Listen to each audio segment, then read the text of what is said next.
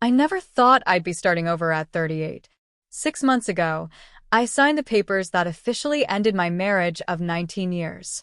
My husband, now ex-husband, cheated on me with a woman half my age. It wasn't just the betrayal that hurt. It was the cold, casual way he admitted it, as if I had simply outlived my usefulness. After all I had given, my youth, my loyalty, my heart, he discarded me like an old habit. The first weeks after the divorce were a blur. I remember crying until I couldn't breathe, staring at the ceiling long after midnight, questioning everything I thought I knew about love and worth and womanhood. But through all of it, there was one constant: my son, Ethan, 18 years old. My boy, though not a boy anymore. He worked part-time at the same hotel spa where I was employed, coaching swimming lessons.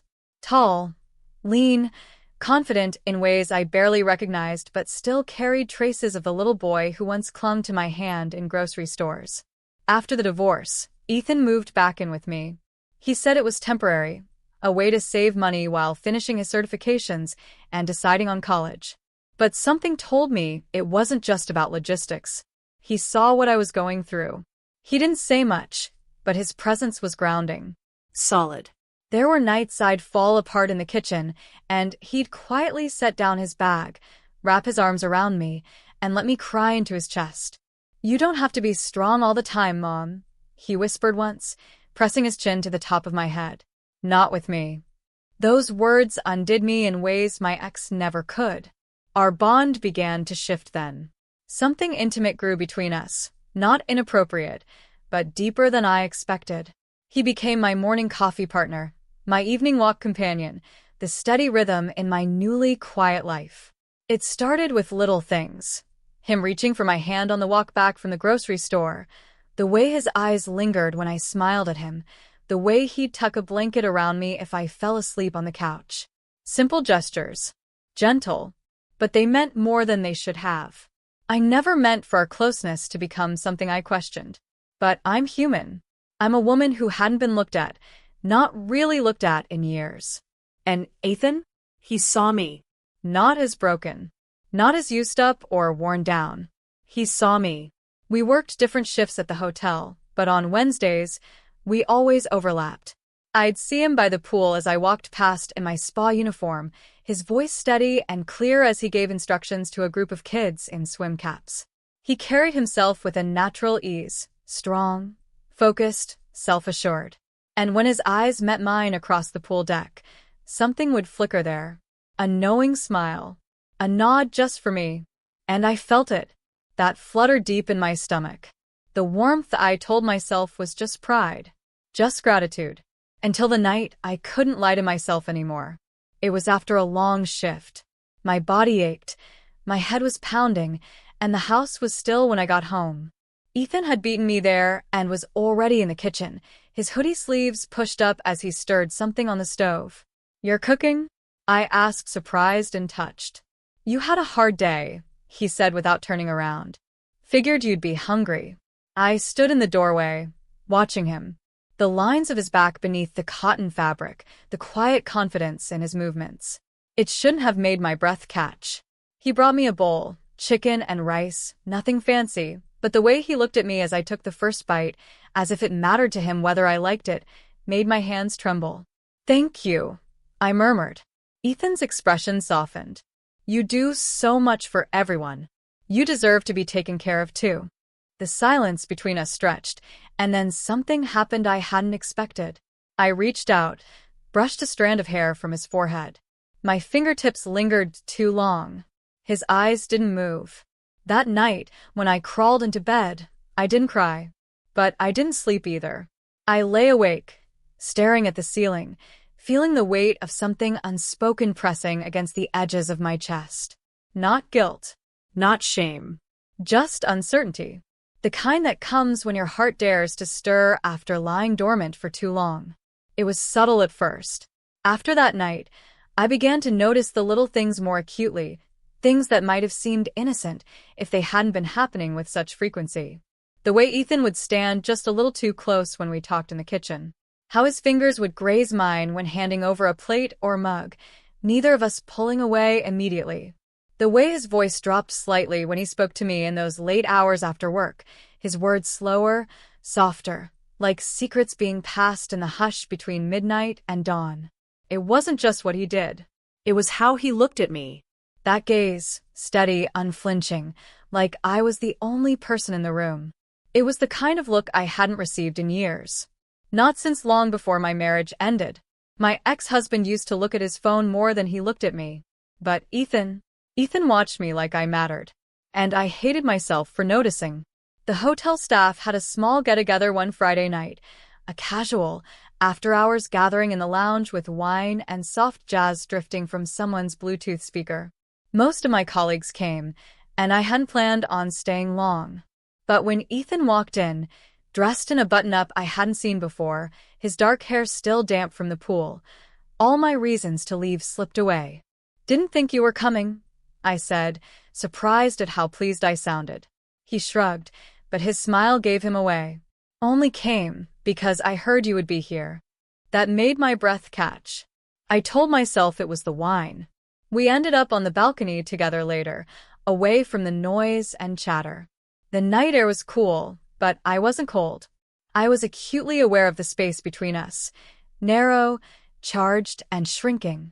"You seem different tonight," I said. He looked at me sideways. "Different how?" I hesitated. "I don't know. Like you're more confident." His lips curved into a half-smile. "Maybe I just feel like I finally know what I want." There was a pause.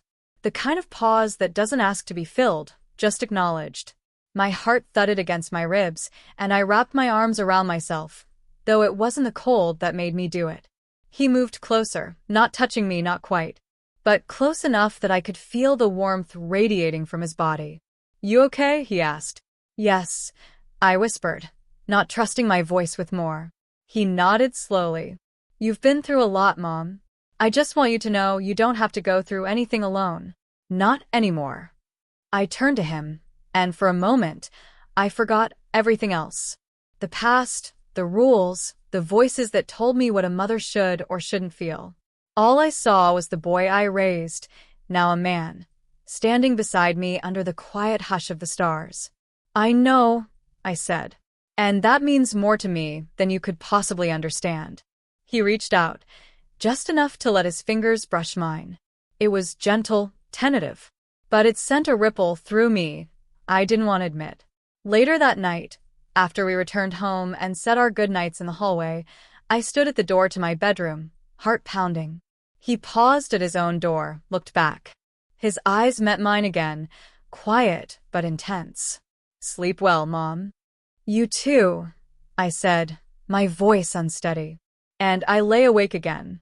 Not from grief this time, but from something far more dangerous, possibility. A closeness that had once been comforting now felt volatile, like dry leaves near a flame. We hadn't crossed any lines, but we were standing awfully close to them. The next morning, I found Ethan already up, sipping coffee in the kitchen, still damp from his early swim.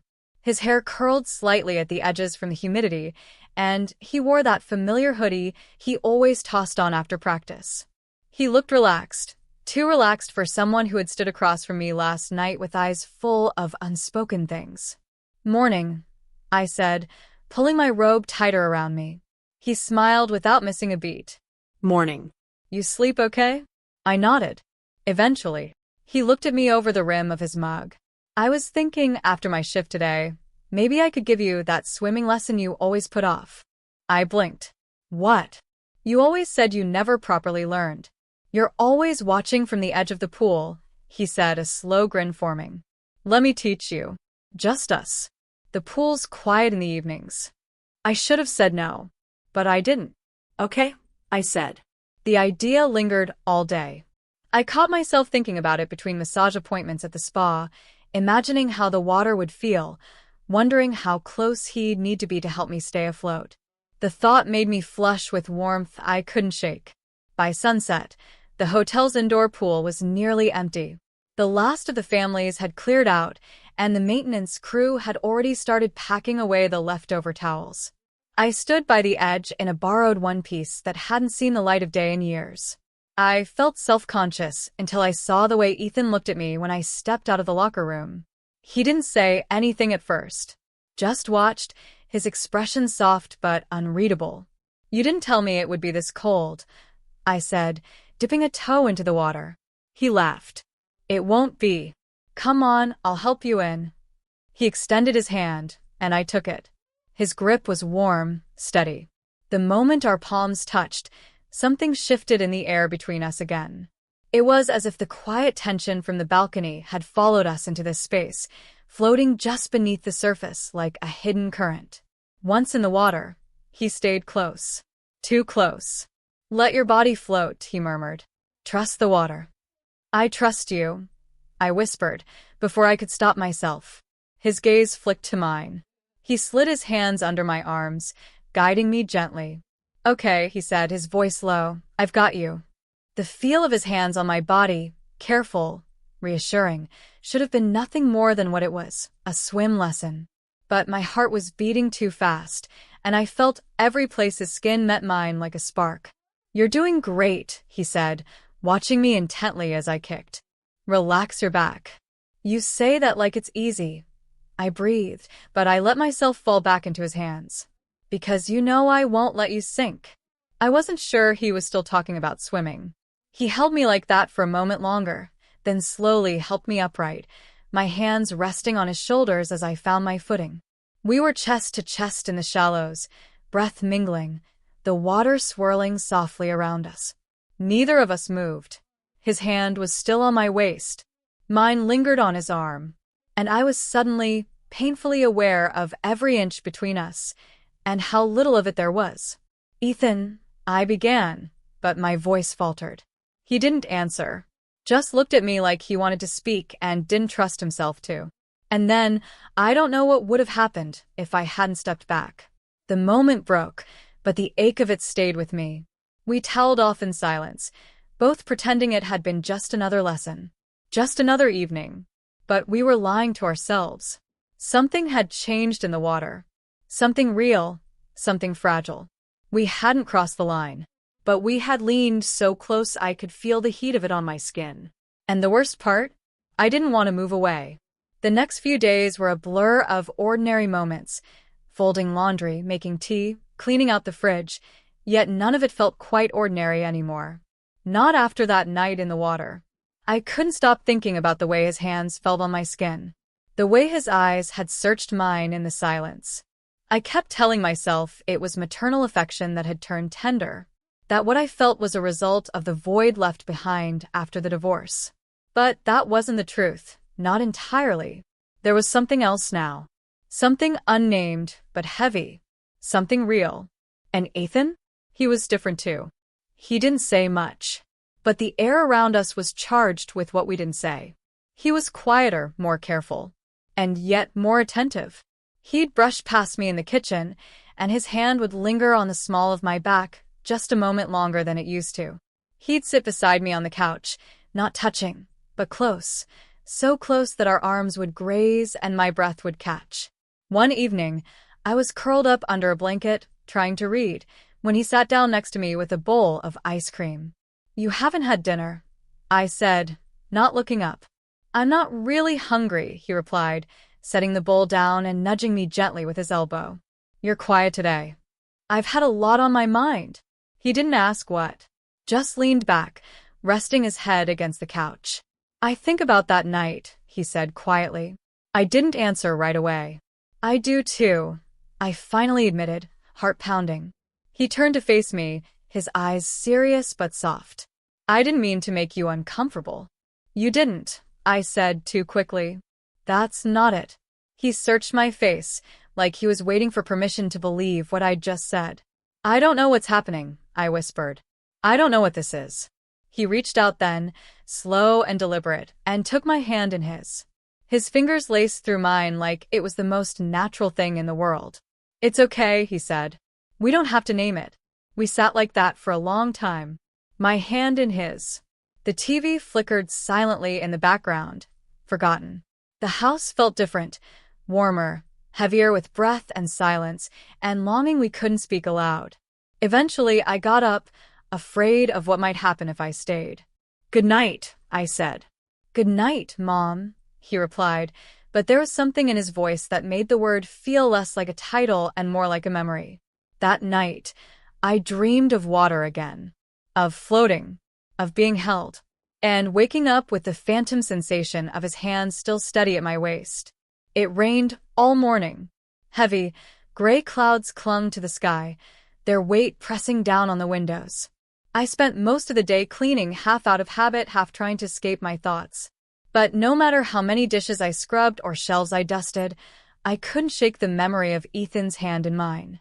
By mid-afternoon, the rain had thinned to a soft drizzle, and the house had that quiet, hazy stillness only a rainy day could bring. He found me in the kitchen, towel drying my hands. His damp hoodie clung to his shoulders. He had just come in from a shift at the pool. "You free tonight?" he asked casually, but there was something in his voice, something deliberate. I gave him a cautious look. "Why?" He leaned against the doorframe. "Thought maybe we could finish that swimming lesson." My heart skipped.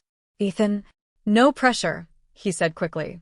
"It's just, you were doing really well the other night. I thought we could pick up where we left off." That's exactly what I was afraid of. Still, something in me wanted it, needed it. So I nodded, and that evening, we returned to the hotel pool. The place was silent, the water glowing soft blue under the overhead lights. The air was thick with warmth and chlorine, and the memory of how things had felt the last time we stood here. Ethan was already in the water when I stepped out of the changing room. He turned at the sound of my bare feet on tile, his eyes trailing over me for a second too long. "You look beautiful," he said quietly. I didn't respond. I just walked to the edge and slipped into the pool. The lesson was different this time. Slower. More deliberate. He touched me only when he had to, his fingers brushing my arms to correct my posture, his hand settling lightly at my back to guide me. But every touch lingered, and every look held something wordless, but undeniable. At one point, I slipped, more out of nerves than imbalance, and instinctively reached for him. His arms caught me, firm and steady, and our faces were suddenly inches apart. Neither of us moved. The water lapped gently around us, the only sound in the world. I could feel the heat of his breath on my lips. "I've been trying to fight this," he murmured. "Trying to be respectful. But I can't lie to you. Not anymore." I swallowed, my voice barely audible. "This isn't what either of us expected." "But it's real," he said. "Isn't it?" I didn't answer. I couldn't. Instead, I let my forehead rest against his shoulder, my body trembling, not from cold, but from everything I'd held back for so long. He wrapped his arms around me, pulling me close, and in that moment, I felt the world quiet. No titles, no judgment, just us. And then, I felt him tilt my chin gently. My eyes met his. He didn't ask. He just kissed me. Soft. Careful. Like he wasn't sure how much he was allowed to feel. But I kissed him back. Only for a moment. When we pulled apart, we stayed in each other's arms, saying nothing, the silence louder than any words we could have found. We had crossed a line. But for the first time in years, I felt seen. And I wasn't sure I could go back.